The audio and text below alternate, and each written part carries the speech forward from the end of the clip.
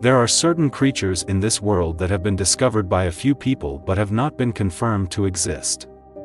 We refer to these creatures collectively as unidentified mysterious animals. The Afghanistan War was one of the most severe conflicts of the 21st century, directly causing a large number of Afghan civilians to be displaced. The land was left devastated, and social structures and infrastructure were severely damaged. In this chaos and disaster, strange incidents also emerged. A special task force of U.S. troops deployed in the desert region lost contact with headquarters during a mission.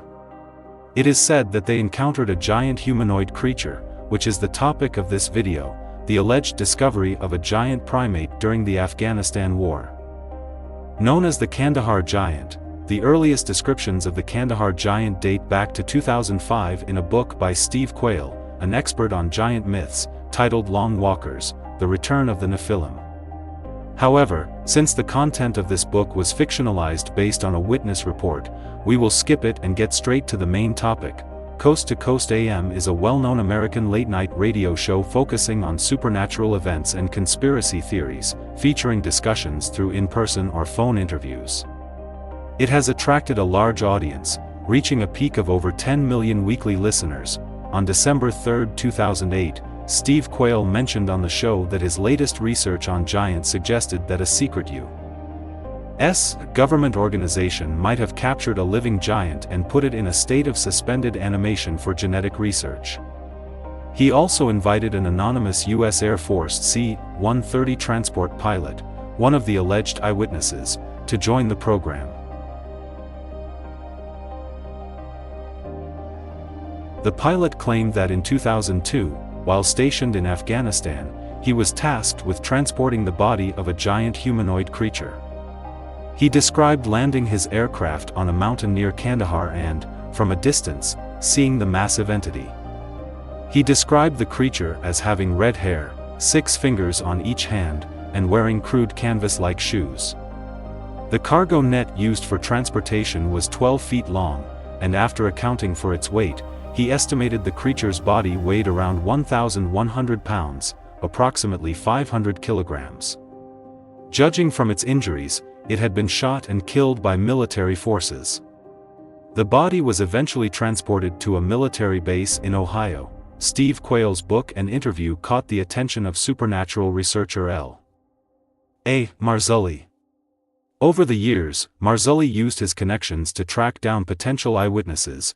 In 2010, he released his paranormal documentary series The Watchers.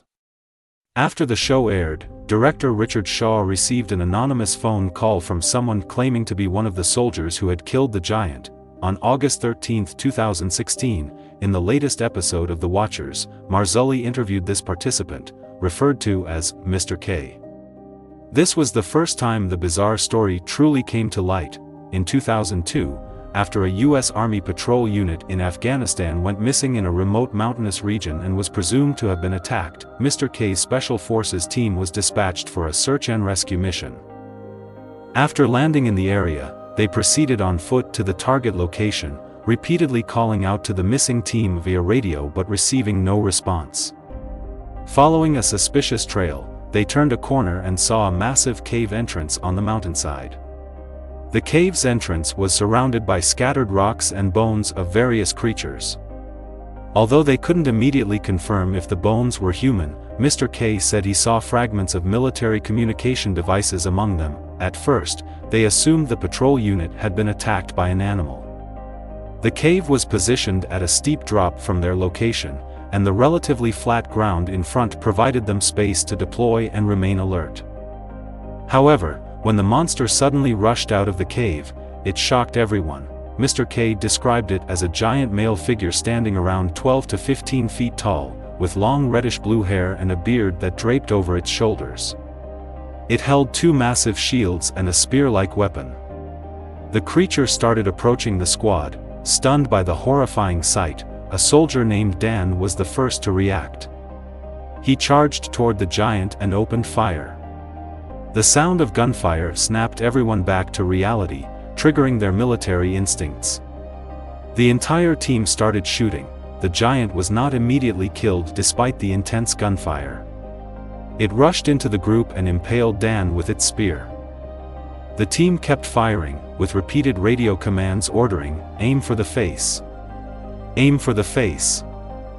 The squad was equipped with M4 assault rifles, Wilson .308 sniper rifles, and Barrett M82 semi-automatic sniper rifles. Mr. K stated that the shooting lasted for about 30 seconds before the giant finally collapsed. After the creature was killed, U.S. military command quickly dispatched 2 helicopters, one to transport the giant's body and another to evacuate the soldiers. While loading the body into a cargo net, Mr. K noted the overwhelming stench of rot emanating from the creature. It had 6 fingers on each hand, long, sharp nails covered in fungus, and 2 rows of teeth in both its upper and lower jaws. Upon returning to base and reporting the incident, the team was immediately instructed to keep silent, signing non-disclosure agreements prohibiting them from revealing any details about the mission. Mr. K later said that he decided to come forward because he believed people had the right to know what was happening on this planet. He was not the only witness. Marzulli stated that he met with Mr. K 3 times to verify his testimony. During one of these meetings, Marzulli's driver turned out to be a retired soldier who had served in the Afghanistan war. This witness, known as Mr. D, claimed that while he had not personally seen the giant, he had heard about the incident from fellow soldiers. Mr. D said that one unit had killed a man at a cave entrance, and only later did he learn that this man was 3 times the size of a normal human, had extra fingers and toes, and was covered in red hair. Nick Orton, a logistics officer in the U.S. military and a supernatural enthusiast, compiled various accounts from military personnel into a book titled Tales from the Grid Square, which included reports of other giant humanoid encounters in Afghanistan. One such report came from an anonymous U.S. Army squad leader who claimed that between 2008 and 2009, while patrolling in Kunar province at night, he used a thermal imaging system and saw a massive heat signature on a mountain ridge. The object was even taller than the 10 to 12-foot high trees in the area and moved at an incredible speed before disappearing. Another report came from a U.S. Air Force drone operator who, while on a surveillance mission in northern Afghanistan, spotted a group of 3 to 4 meter tall, 10 to 13 feet, humanoids wearing rough clothing and thick cloaks. These giants were seen tending to daily tasks, with goats beside them appearing as small as house cats in comparison. The surveillance lasted around 10 minutes before the drone moved out of range. Similar encounters were also reported by an American Air Force pilot and a former Australian Army member in different Afghan provinces. So far, no known creature matches the descriptions of the Kandahar Giant.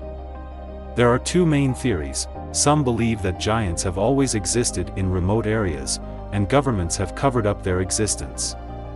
Others link the accounts to the Nephilim, mysterious giants mentioned in biblical texts.